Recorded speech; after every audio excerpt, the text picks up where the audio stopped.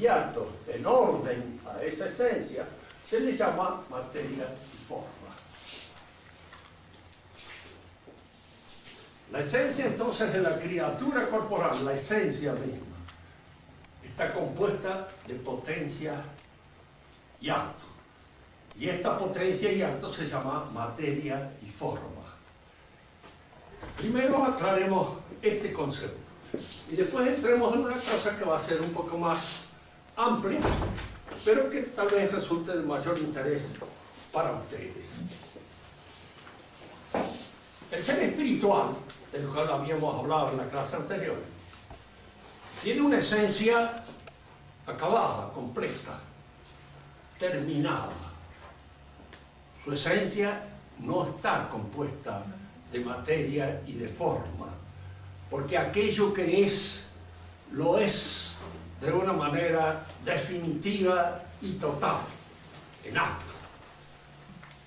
Nosotros, tomando como ejemplo a los hombres mismos, no somos de una manera definitiva y total. Estamos en un proceso de realización, que al mismo tiempo que es proceso de perfeccionamiento, realización, es proceso de destrucción, de corrupción. Es decir, estamos perfeccionándonos, pero llega un momento en que en vez de perfeccionarnos nos corrompemos y vamos decayendo, vamos entrando en una cierta descomposición. En nosotros entonces la esencia no está acabada, no está completada, no está terminada en un solo acto, está en vías de realización. Nos realizamos, nos hacemos. Y nos hacemos, lo hemos dicho muchas veces, dialógicamente, en relación con nosotros. Solos no seríamos nada, nada más que idiotas. Somos en tanto nos ponemos en contacto con la sociedad a la cual pertenecemos, y esta logra en nosotros una mayor perfección en la medida en que esa sociedad tiene los elementos para ese perfeccionamiento, empezando por el idioma, que es el elemento fundamental para el perfeccionamiento intelectual del ser humano. Esta tesis es lo que podríamos llamar nosotros la tesis fundamental de lo que es la cosmología de Santo Tomás de Aquino. Y aquí es donde nosotros entramos en lo que a mí me interesa desarrollar como tema hoy.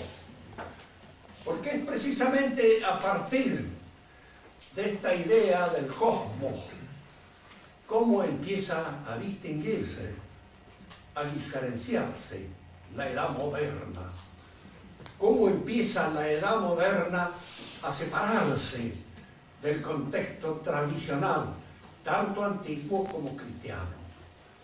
Esta separación está protagonizada un poco trágicamente por el asunto Galileo. Galileo fue probablemente uno de los primeros en señalar, tal vez con demasiado énfasis, la separación del pensamiento moderno del pensamiento tradicional, antiguo. Y su choque con la Iglesia fue este. Diríamos, si Galileo hubiera tenido una mejor formación filosófica, hubiera leído con más atención a Santo Tomás, no hubiera entrado en esa discusión.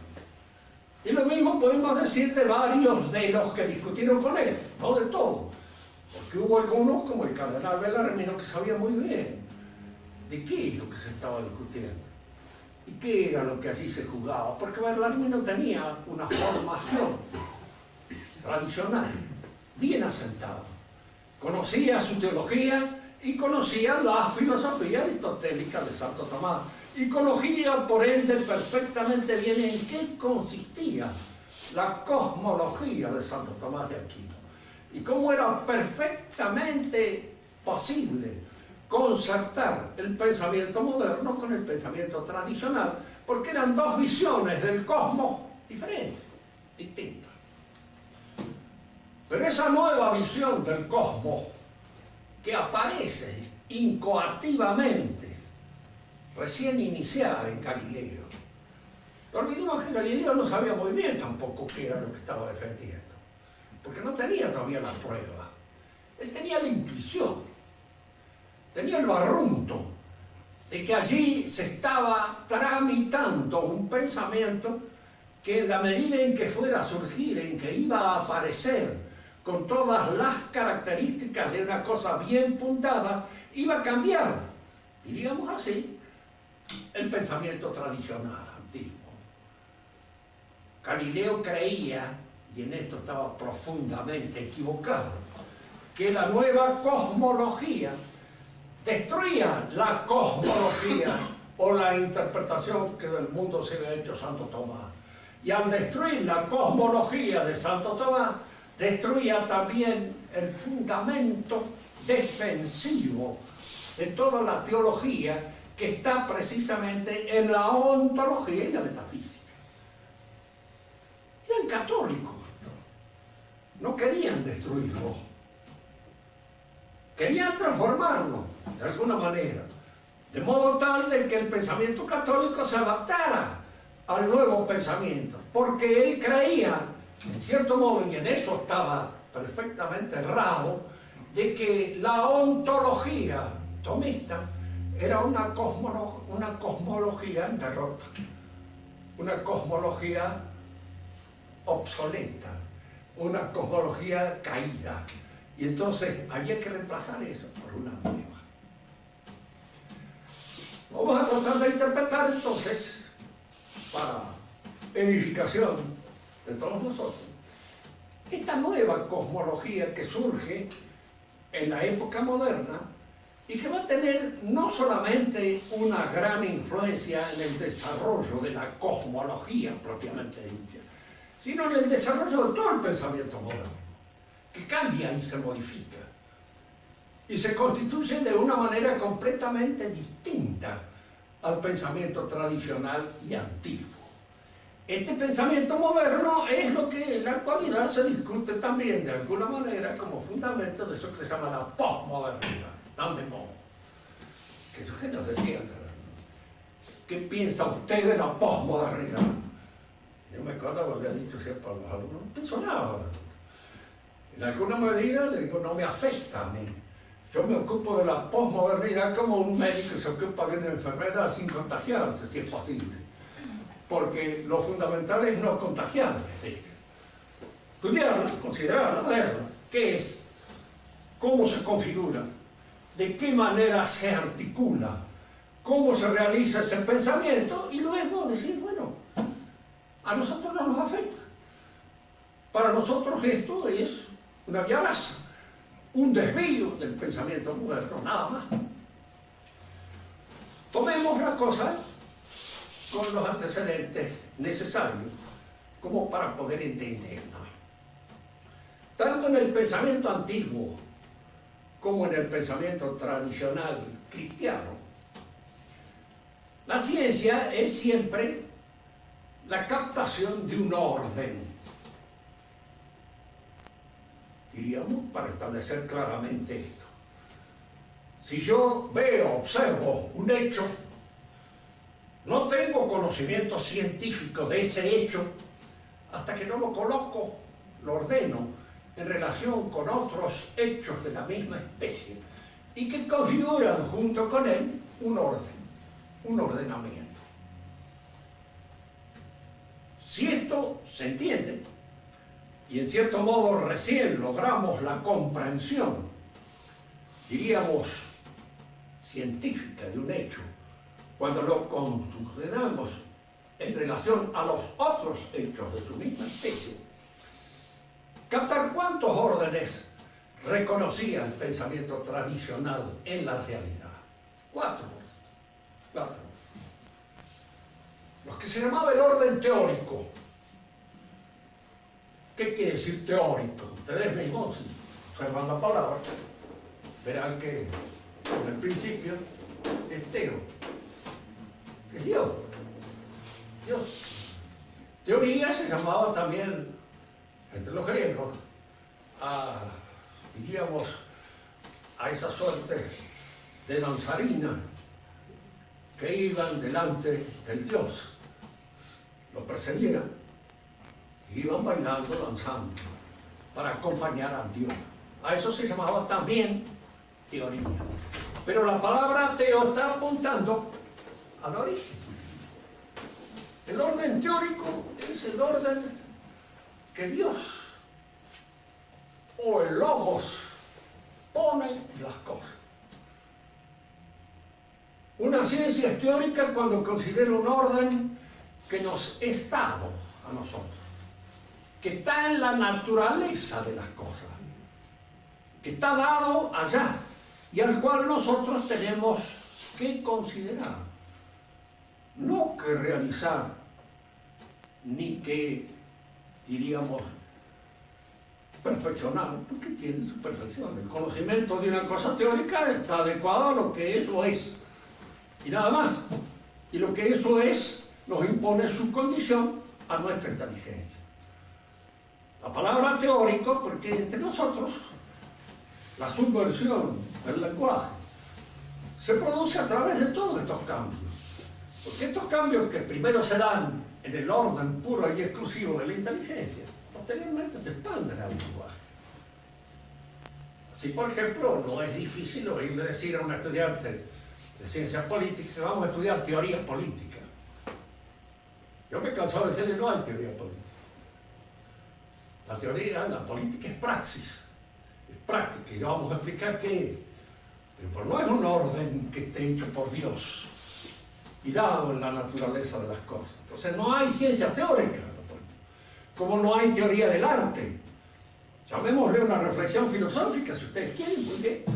Pero no le llaman teoría porque es tergiversar el uso de los términos y aplicarlo a una realidad que no corresponde.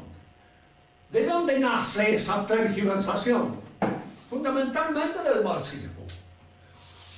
¿Y por qué fundamentalmente del marxismo?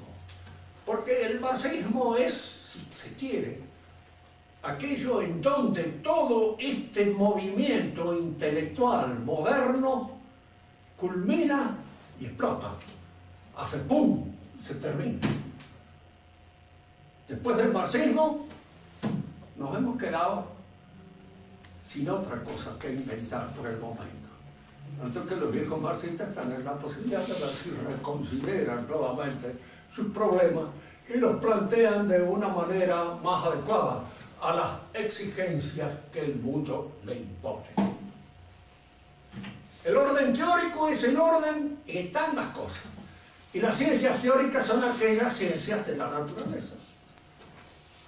La matemática es teórica, porque también estudia un ordenamiento que, si no está dado en la naturaleza, está percibido por nuestro entendimiento y como impuesto de afuera. La metafísica es teórica, las ciencias de la naturaleza son todas teóricas. El arte médico es un arte, pero al mismo tiempo se inspira en una serie de conocimientos de tipo teórico, como puede ser la anatomía, como puede ser la fisiología, como puede ser la histología, y como pueden ser todas esas otras ciencias que el médico considera y que forman parte del haber de su arte. Yo puedo modificar esto y llamar teórico. Vamos a hacer teoría. La arquitectura es una ciencia teórica, no lo es. Hay ciencias teóricas dentro del estudio de arquitectura, pero en sí mismo la arquitectura es un arte. Yo no puedo contemplar, o decir, contemplo teóricamente el edificio, que no lo hago. No lo hago, pero el edificio es una cosa artística.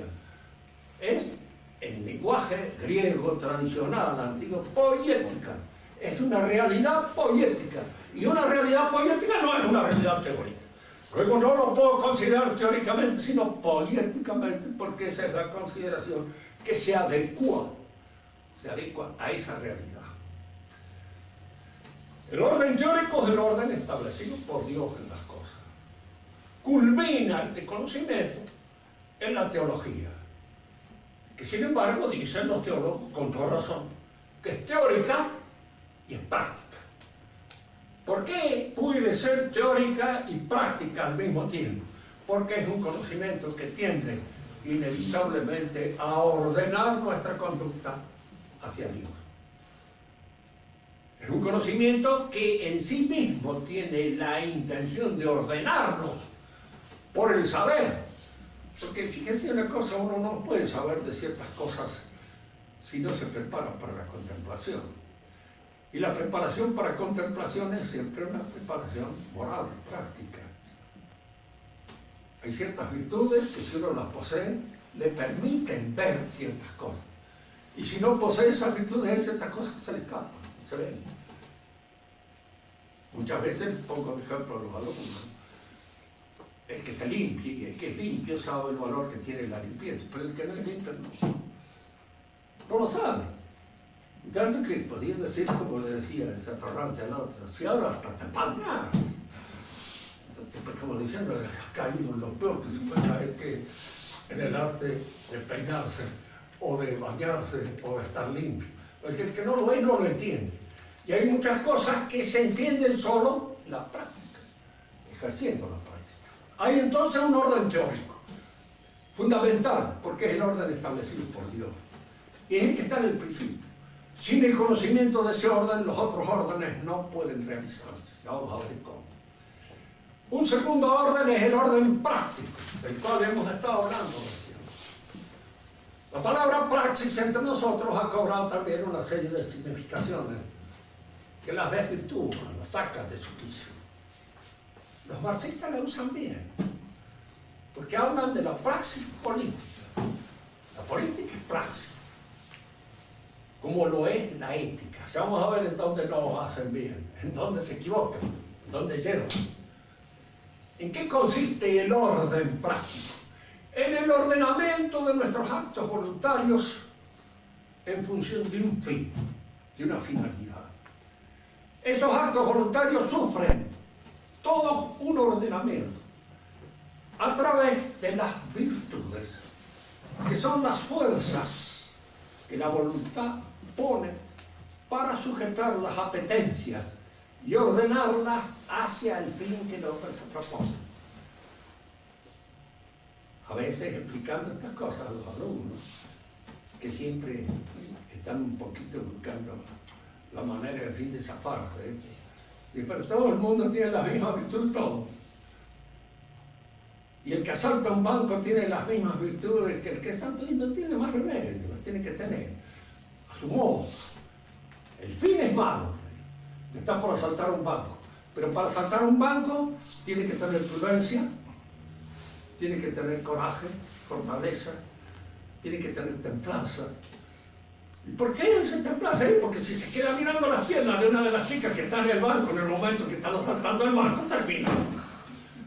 No lo asalta bien, no lo realiza, tiene que tener templanza, como tiene que tener fortaleza, porque si tiene miedo no puede estar. Entonces no puede tener miedo, no puede dejarse llevar por la contemplación de los atractivos más o menos eróticos que pueda haber en torno a él, y tiene que ser justo con los suyos, con los que están asaltando junto con él, porque si no hay justicia entre los bandidos no hay una buena acción delictiva, no la hay. Entonces tiene que tener todo ese ordenamiento que hace incluso la virtud de prudencia, porque hay que examinar bien las circunstancias prácticas en que tengo yo que realizar esta finalidad que me propongo realizar, y para eso necesito equilibrar, medir, de alguna manera, diríamos, componer las otras actividades virtuosas. Sin eso no hay finalidad que alcance. El que quiere estudiar y tiene que rendir examen, tiene que ordenarse. Y empieza por vencer su pereza. Y termina venciendo todos aquellos obstáculos que en alguna medida se oponen a la consecución de su finalidad. Y este orden que yo realizo en el interior de mí mismo, en mis potencias, ordenándolas a través de las virtudes, esto se llama orden práctico. Ahora fíjense ustedes que como nosotros actuamos no solo personalmente, no solo tenemos que ordenarnos, en fin, a nuestra perfección personal, sino también a nuestra relación con el conjunto. Formamos parte de una familia, formamos parte de una sociedad civil. Y entonces ese ordenamiento práctico abarca las dimensiones de la familia y las dimensiones de la sociedad civil y las dimensiones de la sociedad religiosa. En todas ellas, nuestro ordenamiento práctico es el que redunda el beneficio precisamente del orden total. ¿Qué es el orden civil? Bueno, ustedes lo pueden ver ahora acá. Hay orden.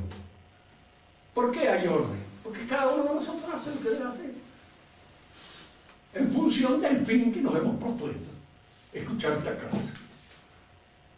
Si uno de ustedes se vuelve loco y empieza a gritar, se acabó el orden, se destruye. Y fíjense que en el ordenamiento civil también colaboramos todos colaboramos. No porque sigamos las instrucciones de la Constitución, porque el orden civil lo hace el orden de las virtudes de cada uno de nosotros. Es un orden moral fundamentalmente. El orden constitucional o el orden jurídico es instrumental del orden moral. Por eso si nos sirve hay que cambiarlo. Pero el orden moral es el que hay que sostener. Y el orden jurídico está subordinado al orden moral. Por eso aquellos que empiezan a declarar vamos a constituir un país, ustedes no saben lo que dicen. Si ese país no está constituido, no se constituye por medio de la Constitución, hay que empezar a hacer la gente desde adentro. ¿Y cómo se hace a la gente desde adentro? A través de la religión. Instaurando en el fundamento de cada uno de nosotros la presencia mística de Dios. Sin esa presencia mística no hay orden. ¿Por qué? Porque si no hay Dios, somos dueños de hacer lo que se nos da la gana. Y si no lo hacemos, porque no nos da el fuego, nada más. Pero el que ha vencido la idea de Dios, el que la ha destruido en su interior, el que saca o arroja de sí la presencia mística de Dios, no tiene por qué ordenar. Y nosotros, cada uno de nosotros sabemos, porque somos cristianos y al mismo tiempo pecadores, que tenemos que ordenarlo permanentemente en nuestra interioridad y en nuestra soledad. Porque ni siquiera podemos pensar lo que se nos dé la gana en nuestra soledad. ¿Por qué? Porque tenemos que pensar de acuerdo a lo que en alguna medida hace a nuestro perfeccionamiento interior. No le escapamos a la mirada de Dios, escapamos a la mirada del vigilante, escapamos a la mirada de los demás, todo lo que quieran. Pero el orden no lo constituye el vigilante es un instrumento del orden. Lo constituimos nosotros en nuestra propia interioridad. Por eso cuando hay una época de crisis como la actual y se andan preguntando ¿qué es la causa de la crisis? La causa de la crisis es la desaparición del orden religioso en la interioridad de la gente. Lo decía Rodolfo Cortés. Cae el termómetro religioso, hay que aumentar la policía. Y llega un momento en que se aumenta tanto la policía que uno pregunta ¿y quién cuida la policía? No habrá que inventar otra policía para esta policía y otra para la otra y otra para la otra y así sucesivamente hasta dónde. Si no instalamos algo en el interior de nuestra conciencia, algo que es la presencia mística de Dios, no, orden posible. El orden práctico es ese y funciona en todas sus dimensiones en función precisamente de esa presencia mística de Dios. Sin esa no hay. Todas las sociedades conocidas se han fundado sobre una base religiosa. Y no olvidar nunca, la religión es una. Y si alguno me pregunta, bueno, pero los paganos, ¿qué religión? Tienen rezagos de la religión, de la verdadera revelación primitiva. Lo que queda en ellos de eso es religioso en eso. Yo les decía la otra vez que me había conmovido una vez leyendo la Odisea, de que el padre de Ulises no hubiera querido tomar a una esclava muy linda que tenía él como mujer por respeto a su señor. Y pues existía ya en esa época esta situación de honor con respecto a su mujer, en el honor, en la fidelidad monogámica, existía, siempre existió, desde el principio existió. Son las guerras las que están en ciertas malas costumbres, como la poligamia y eso, en los cuales los grandes jefes guerreros se arman de muchas mujeres, pero los demás no. Siguen nomás manteniéndose en una monogamia, tal vez a veces un poco obligatoria, pero sin más remedio. Y esa es la realidad. El orden entonces moral o el orden práctico está fundado en función de este presente, activo y concreto valor, la presencia de Dios en la interioridad del sujeto. Además del orden teórico y el orden práctico, está el orden poético, o orden técnico o artístico. Es el orden que nosotros establecemos en las cosas y en nuestra propia realidad corporal para presentarnos ante los demás. Un profesor que está dando una cátedra no solamente ordena lo que conoce intelectualmente, orden lógico, del que vamos a hablar después, sino que también ordena y pone de sus gestos, de sus actos. ¿Por qué este elemento artístico entra aquí? ¿Por qué tiene que entrar? Porque si no aburre. Y si aburre no enseña. No hay que olvidarse nunca los que van a ser profesores. El aburrimiento es el peor enemigo de la enseñanza. Y entonces hay que hacer en lo posible la clase atractiva para que no caiga el aburrimiento como un peso. No se olviden de ese dicho escolástico, cada uno da lo que tiene, y el que es aburrido aburre. Y de alguna manera así no puede hacer otra cosa nada más que aburrir, porque es aburrido, ¿verdad? Aburre. El orden poético es entonces muy vasto, muy amplio. Es el orden por el cual nosotros transformamos la realidad terrena en nuestra casa. La casa pertenece al orden poético, como la empresa, como la granja, como el taller, como todas esas cosas que forman parte de la poiesis, muy amplia, muy general.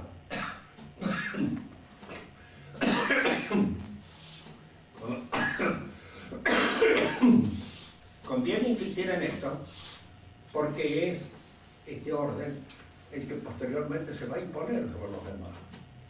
Por eso conviene tenerlo bien presente. Pero es indudable que el orden poético, ya vamos a ver posteriormente, está subordinado al teórico. Y más, está también subordinado al práctico. Y luego, del orden teórico, orden práctico, orden poético, existe el orden lógico. El orden de nuestros conceptos en los juicios, de los juicios en los razonamientos y de los razonamientos en las argumentaciones. Es decir, es el orden con el cual yo obro sobre el pensamiento y lo adecuo para la finalidad de su enseñanza, de la transmisión de conocimiento, de lo que fuera. Estos son los 4 órdenes que el pensamiento clásico y en su seguimiento el cristianismo comprendían. Ahora el mundo moderno cambia de cosa. ¿Por qué? Porque desaparece el orden teórico. No hay más teoría en el sentido viviente, cabal del término. Es reemplazada por la poiesis. Y esto nace especialmente de la cosmología moderna. ¿Qué es la cosmología moderna? Hay una frase de Santo Tomás que es muy clarita en este sentido e indica lo que pensaba un teólogo en su época, de eso que va a ser la cosmología moderna. Que ya los antiguos tenían una presunción, un presentimiento, que es una idea, en fin, que sale de los librascos así como Astolfi o Grosso, el creer que Colón fue el que descubrió que la Tierra era redonda. Sabía todo el mundo, la suma teológica está. Y ahí aparece no como un descubrimiento de Santo Tomás, que no era físico ni era cosmólogo en ese sentido. Era un hombre instruido de su época y dice algo que se enseñaba en la universidad. Y ese algo que se enseñaba en la universidad es que la Tierra era redonda. De manera que el sistema de Copérnico fue, en alguna medida, ya conocido, no en la época de Santo Tomás, pero sí un poco después, en el siglo XIV, por los investigadores de la Universidad de París, la mayor parte de ellos sacerdotes, como Nicolás de Oresme, uno de los más importantes, Pierre d'Auxerre, el mismo Ockham, etcétera, conocieron muchas de estas cosas que posteriormente fueron desarrolladas de una manera más completa y acabada. Bien, ¿qué es lo que introduce el pensamiento moderno en esto de extraño? ¿Y qué es lo que se va a transmitir con posterioridad a todo el pensamiento filosófico de la modernidad? En primer lugar, Santo Tomás decía, para recuperar la palabra, que acerca de las apariencias sensibles de las cosas se pueden dar muchas interpretaciones. Es decir, ya la idea de que la Tierra giraba sobre su eje y giraba alrededor del Sol existía. Había otra idea de que la Tierra estaba en el centro del universo, también existía. ¿Cómo surgen estas ideas? Considerando las apariencias de las cosas, el nacimiento del Sol, el nacimiento de las estrellas, todos esos movimientos de los astros, se da acerca de ellos una interpretación. Esta interpretación, decía Santo Tomás, puede ser muchas, pueden ser varias. Y en eso estaba de acuerdo con la última edición del último libro que ustedes pueden leer en Cosmología hoy. Es decir, que acerca de las apariencias sensibles de las cosas, muchos son los modelos que podemos dar y a los cuales se puede atribuir. Es decir, hoy se puede sostener que la Tierra está en el centro del universo. Sí se puede sostener matemáticamente. ¿Y quiénes lo sostienen? Matemáticamente. Que esté, no sé. A lo mejor sí, a lo mejor no. Pero de hecho, el sostenimiento de esta teoría se puede, y existen libros con respecto a esto. Es cuestión, diríamos así, de establecer un modelo matemático que dé cuenta y razón de todos aquellos aspectos visibles que nosotros captamos en la realidad. ¿Y el modelo qué significa? El modelo significa una cosa que nosotros componemos a nuestro modo. Por ejemplo, la idea de átomo es un modelo. Que el átomo es una cosa chiquitita, así como decía un peluquero, con un núcleo en el centro y toda una serie de electrones que giran alrededor de él. Esto es un modelo. Esto da cuenta y razón de algunos de los fenómenos que se observan en la infraestructura de la materia concreta. Se observan estos aspectos. Y entonces se crea un ente de razón, modelar, por el cual eso se interpreta. Este modelo sirve hasta tanto no se descubra algún aspecto en esa realidad que haga imposible el modelo, que haga necesario su declaración de cesantía, su desuso.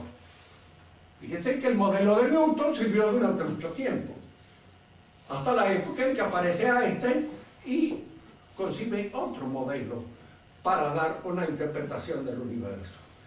Y varios otros modelos van naciendo del pensamiento físico moderno, que de alguna manera, diríamos, hay algunos de ellos que lo dicen totalmente. El modelo tiene un sentido práctico y un sentido pragmático. Sirve para explicar tales y cuales fenómenos observables y usarlos técnicamente. Cuando aparece un fenómeno que no está explicado por el modelo tiene que cambiar, modificarse de alguna manera. Ustedes piensen ahora en esto. Si la ciencia por antonomasia, la ciencia recta, que es la ciencia físico-matemática, trabaja sobre la base de un modelo que sirve para la interpretación de los fenómenos, y ese modelo es una construcción de carácter matemático, es una construcción del hombre, y allí no hay más teoría. ¿Por qué? Porque no es que nosotros estemos contemplando una idea proveniente de Dios en función de la cual el universo obra de tal o cual manera. Estamos contemplando un modelo proveniente de nuestra propia inteligencia, proveniente de nuestros conocimientos matemáticos, en función del cual interpretamos la movilidad sensible de las cosas. ¿Se entiende la diferencia? Fíjense que esto es importante, porque esto es el pensamiento moderno. ¿Qué es lo que descubre Kant? Kant era un gran admirador de Newton. Era el admirador por antonomasia de Newton. Newton dijo, hágase la luz, y la luz se hizo. Hay un verso de Pope, en inglés, que establece claramente esto. Newton dijo, hágase la luz, y la luz se hizo. ¿Por qué será la luz? Pero al mismo tiempo Kant, que observa este modelo de Newton, se da cuenta de que sí, efectivamente, el mundo es una proyección de nuestro entendimiento. Se trata ahora de explicarlo filosóficamente. Newton lo ha explicado físicamente. Ha dado la proyección del modelo de conformidad con el cual giran las estrellas y se manejan los planetas.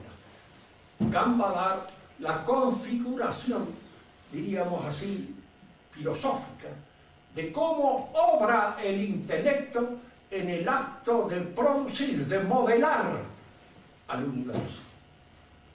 Y entonces él va a dar una interpretación ahora constructiva del universo. Acá es donde quiero que todos pensemos.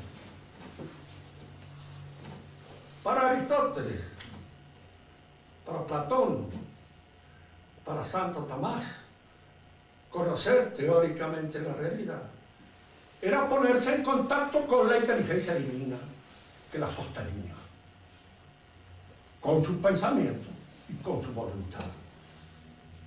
Para el nuevo pensamiento ya no hay eso. El nuevo pensamiento, conocer la realidad significa, en alguna medida, establecer el modelo conforme al cual la realidad parece comportarse.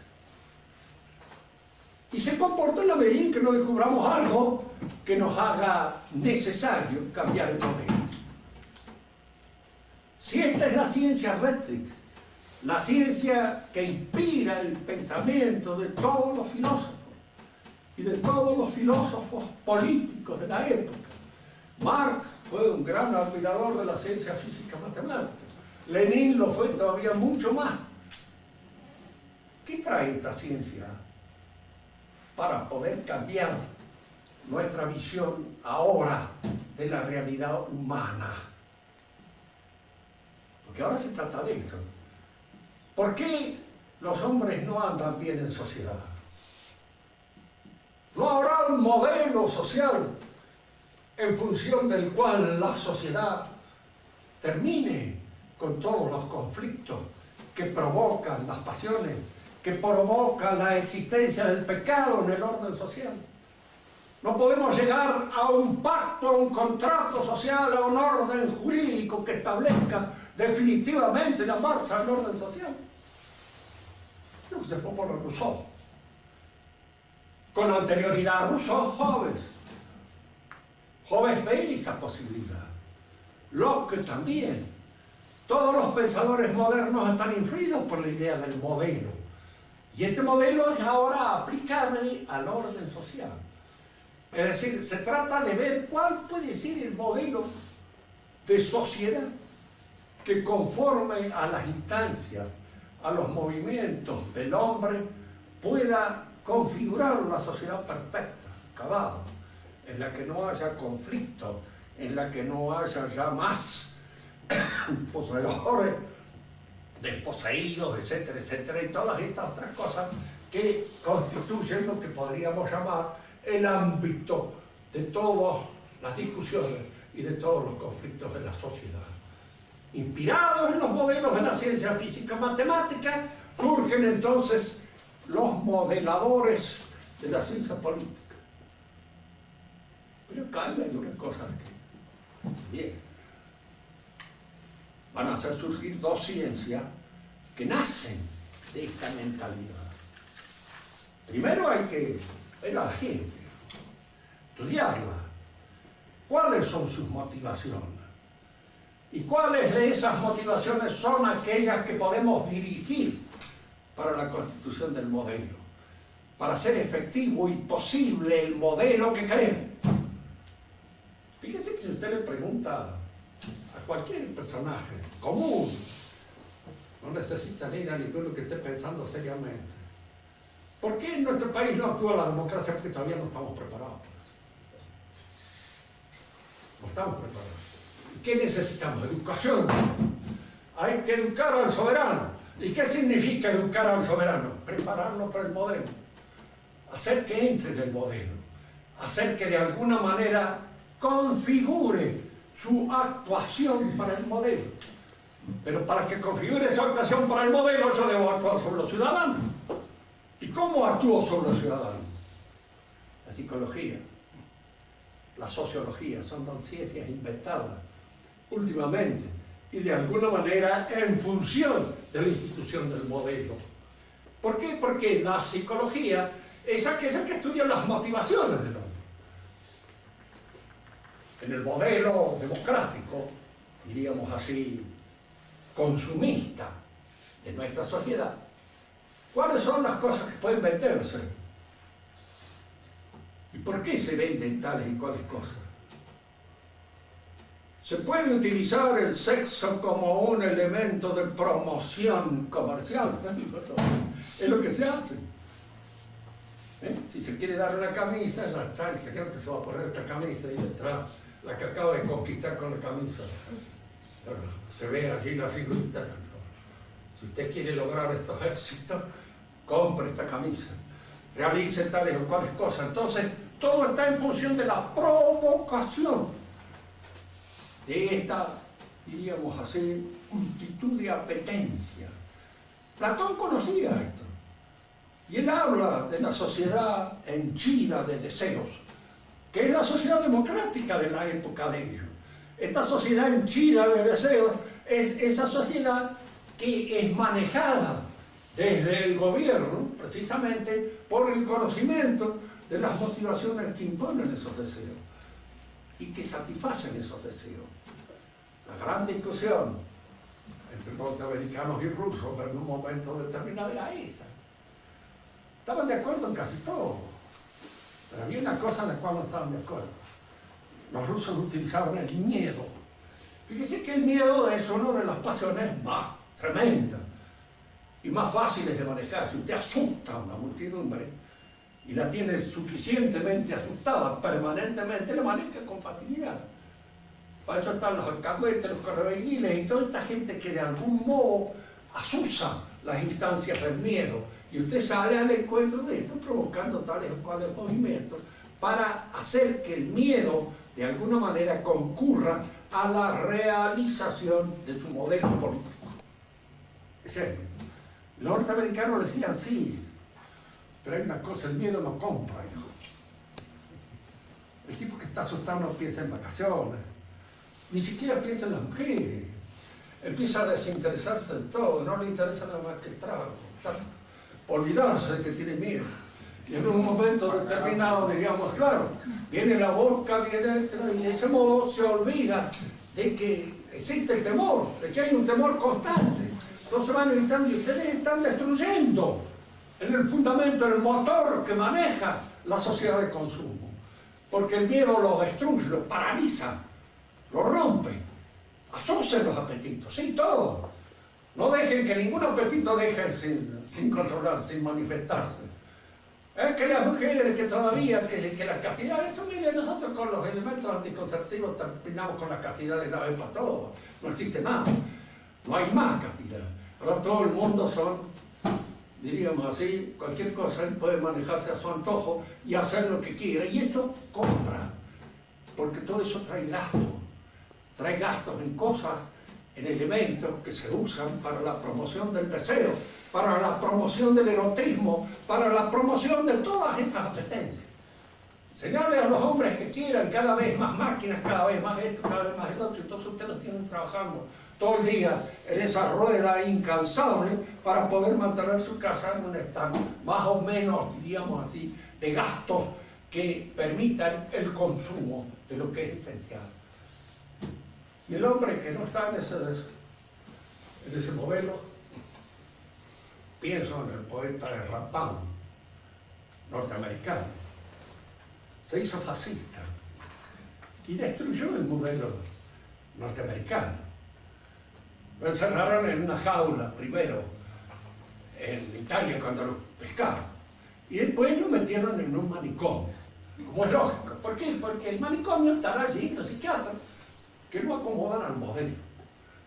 tratan de alguna manera de que éste logre una acomodación al modelo, por medio de cualquier cosa, lo que fuere. Pero el psiquiatra es el auxiliar del gobierno con el objeto de provocar el advenimiento de cada uno de estos hombres al modelo que en ese momento rige, se mantiene, que puede ser el modelo de la sociedad de consumo o puede ser el modelo de la sociedad comunista. Había una diferencia, que en la sociedad de consumo uno solo va al psiquiatra cuando encuentra que no anda bien con respecto al orden de la sociedad en la cual convive. Uno mismo va a irse a atender y a ver si le arreglan un poco los cables que tienen un poco torcidos para poder entrar en el modelo. En Rusia se lo agarraban a uno, le metían un chaleco de fuerza y lo llevaban al psiquiatra. Iba a parar al psiquiatra también, pero a la fuerza, patada. En cambio, en el orden ya ha llegado a ser tan bien hecho, tan ajustado, que cuando uno se desacomoda con el modelo, uno mismo va, venga el psiquiatra, se me acomoda y puedo entrar nuevamente en los cánones del modelo. Ustedes ven, si examinan un poco lo que hemos dicho, pues en todo caso no podemos volver a repetir ciertas cosas. Desaparece el orden teórico, desaparece también el orden práctico. No hay más ordenamiento de la persona. El único orden que queda es poético, técnico, constructivo. La filosofía moderna es constructiva. Por eso, yo siguiendo el consejo del ilustre pensador, como decían los españoles, don Carlos Marx, le llamó ideología. Marx le llamó ideología a la filosofía moderna. Y tenía razón. ¿Por qué? Porque es un pensamiento, es una ideología constructivista, hecha en función de las exigencias del poder. Kant era liberal, y Hegel también. Y veían en la realización del futuro Estado liberal, precisamente, la apoteosis del pensamiento filosófico. Había una cosa en la cual aquí aparece el disentimiento. Hay una anécdota que describe a Hegel en los afueras de Jena, que es muy importante, muy importante. Hegel en los afueras de Jena ve a Napoleón que entra a caballo en Jena, vencedor de la batalla de Jena. Y entonces dice Hegel en una carta a un amigo, prima, vi entrar al espíritu del mundo montado a caballo, dice en los afueras de Jena. Y no dice el otro que pensaba, pero lo deja entrever. Allí se encontraban las dos fuerzas del espíritu. Él, que había pensado el mundo y le había dado su forma definitiva, y este que lo hacía. No podrá el que piensa el mundo y el que lo hace coincidir en una sola persona. Este es el jefe genial, que Marx creyó que podía ser él, pero cuando se dio cuenta que no podía hacerlo, lo dejó para que él fuera su discípulo. Lenin lo creyó y Stalin también. Y en alguna manera podemos decir que en el pensamiento comunista estas dos cosas del pensamiento hegeliano se juntan.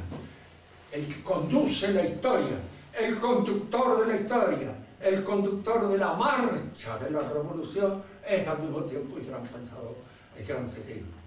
Porque la historia ahora y la realidad del mundo es estrategia, es hacer, es realizar la sociedad modelo a la cual estamos nosotros tendiendo a realizar. Es el reemplazo definitivo de Dios. Aquí central cesante, Dios ha muerto. Nietzsche ha muerto, Dios. Pero momentáneamente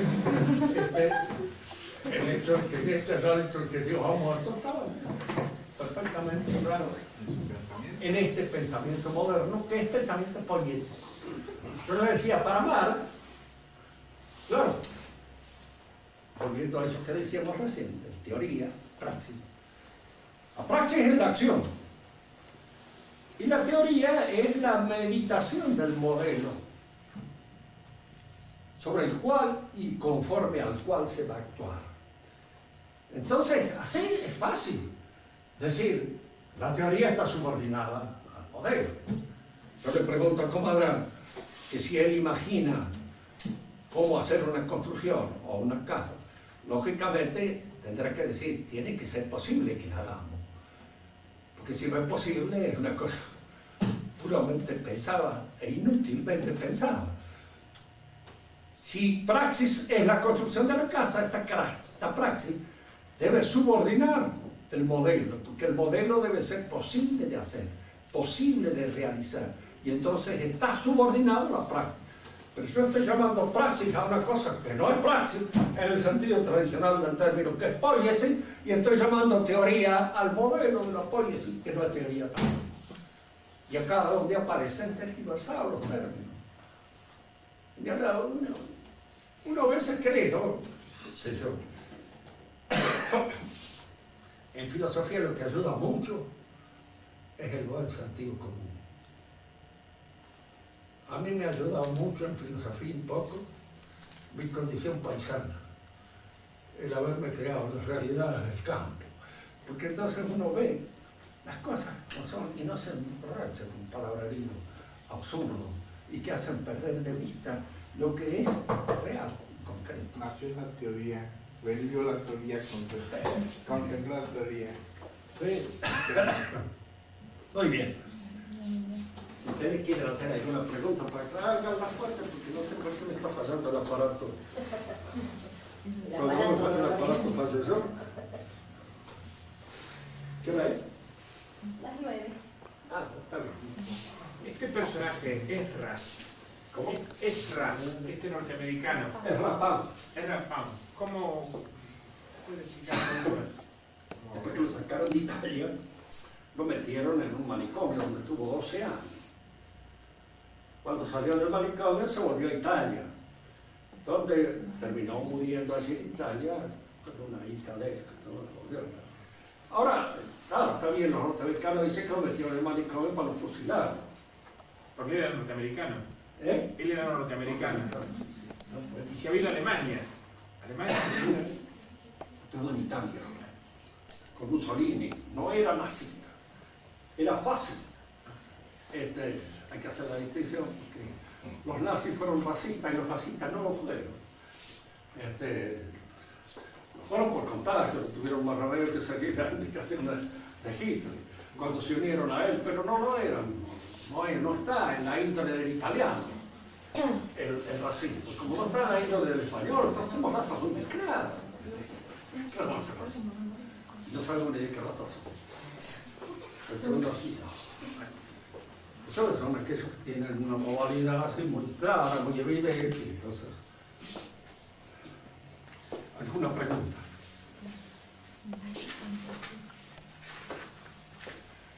Ella ha sido alumna mía, pues eso la ha estropeado hace mucho tiempo.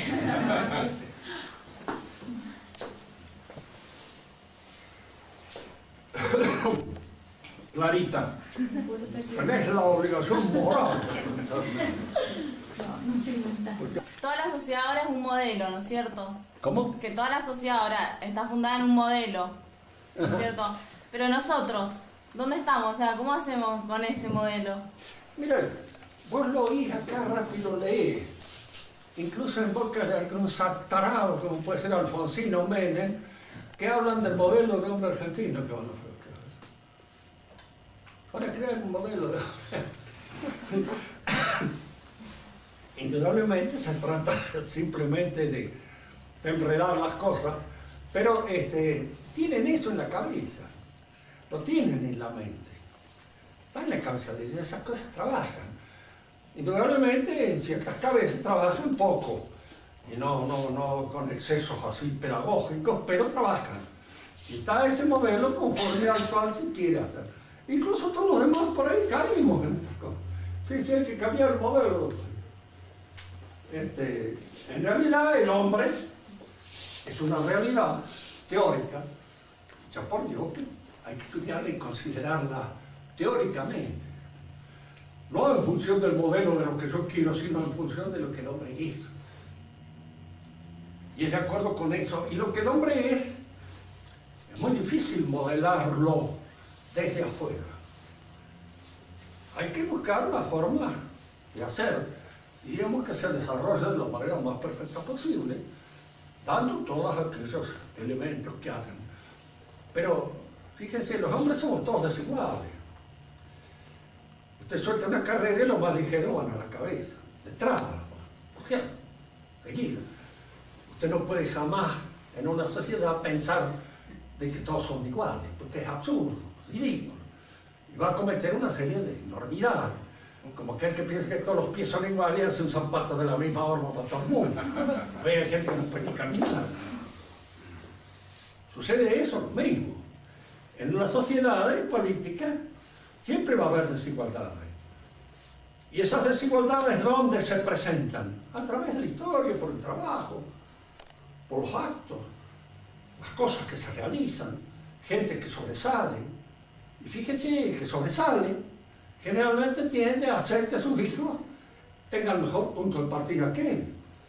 Eso es inevitable y usted no puede evitar que eso sea, porque eso es lo normal, lo sano, lo decente, lo bueno. Generalmente el hombre que no es imbécil trata de casarse con una mujer que no es imbécil. Pues si se casa con una imbécil como el pobre ruso que le tuvo que enseñar hasta... Pues que no era tan imbécil después de por lo que varias cosas que hemos leído ahora últimamente. Pero en fin, admitamos que fue imbécil. Son cosas a veces que suelen suceder en individuos que no... que tienen una conformación erótica un poco especial. Pero en general no es así. Nos casamos dentro del ámbito en el cual vivimos. Yo me acuerdo que tenía un amigo mío que estudiaba medicina. Vivíamos en una misma pensión. Y yo siempre que me guardaba polvito. Y había unas chicas que lo miraban, saludaban. Entonces, uno de los que estaba ahí, decirles que sos peluquero. Dice, no te van a saludar más. Dice, fue así. Esto parece cruel, pero le puso, pero es así, es cierto. Las chicas eran de clase media, llamaban a un muchacho que fuera médico, mecanudo. Pero el peluquero no. Entonces, en alguna medida, en cuanto él dijo que era peluquero, se les acabó el entusiasmo normal. No estaban ya más. Es decir, que el hombre tiende a buscar en la pareja aquellas condiciones que él ha realizado, que él ha logrado, para que así se prolongan y se mantengan. Y estas diferencias son naturales. Ahora hay que tratar de hacer que sirvan. ¿Cómo se trata de hacer que sirvan? Ustedes piensen en el viejo régimen. ¿Quiénes peleaban en la guerra? En la época de la Edad Media. Los aristócratas. Nada más. Los nobles, los caballeros, que estaban en caballo. Y el resto de la gente, como no se los peleaban, se vendían huevos en la guerra uno y otro lado. Iban y vendían gallinas, entonces no peleaban. Todavía me acuerdo una de las anécdotas de la última guerra de Francia, bastante bochornosa para los pobres franceses, donde uno de los oficiales se hizo matar. Entonces, el comentario de los soldados era, se tramantó. Es un aristócrata. ¿Qué parece? Se hace matar, puro lujo. Y se peleaban. Entonces había, dentro de esas categorías sociales principales, una serie de obligaciones a las que estaban adscritas. Obligaciones que comprendían que estaba arriba y que estaba abajo. En Francia, por ejemplo, se le ordena a un militar que detenga a un famoso banquero, que lo hace detener Luis XIV, que los reyes estaban preocupados porque los banqueros no tuvieran demasiado. A Moneta ya lo hubieran colgado en la plaza con toda seguridad. Y siempre había y asistía todo el público contento y feliz de ver morir varios banqueros juntos. A este lo mete preso, a este militar, y después el rey, Luis XIV, le ofrece hacerlo gobernador de la Bastilla, para que era una cosa que cobraba bastante dinero. Y él le dice, no, sí, le dice, soy soldado, no carcelero. Y eso se entiende, caballero. El rey lo entendió, es un soldado, no es un carcelero. Y a cada uno, a cada señor, su honor es el que le corresponde, el que le toca. No, Hay una serie de hechos, de cosas que van condicionando la actividad del jefe y que hacen que esa actividad a la vez tenga una serie de obligaciones. El que se desacreditaba en el antiguo régimen se desacreditaba a él y desacreditaba a todos los suyos. Así que los suyos estaban muy preocupados para que no se desacreditara nada. Y lo cuidaban. Hoy día desacreditarse, si al fin de cuentas usted tiene unos cuantos mangos, no significa gran cosa, es lo mismo. Por eso diríamos, la naturaleza del hombre hay que tenerla en cuenta con aquello que esa naturaleza tiene, es. Puede ser a veces, hay individuos que son muy infelices, es cierto. ¿Qué va a hacer? Hay que crear en los buenos, en los fuertes, la generosidad suficiente para que los ayude.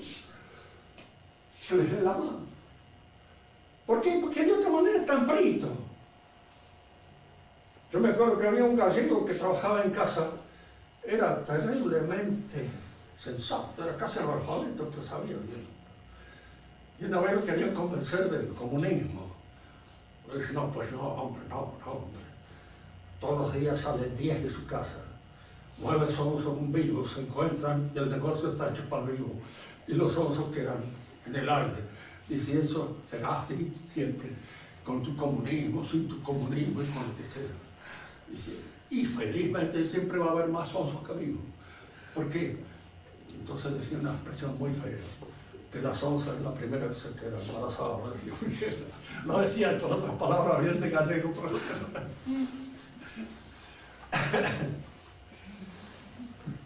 muy bien.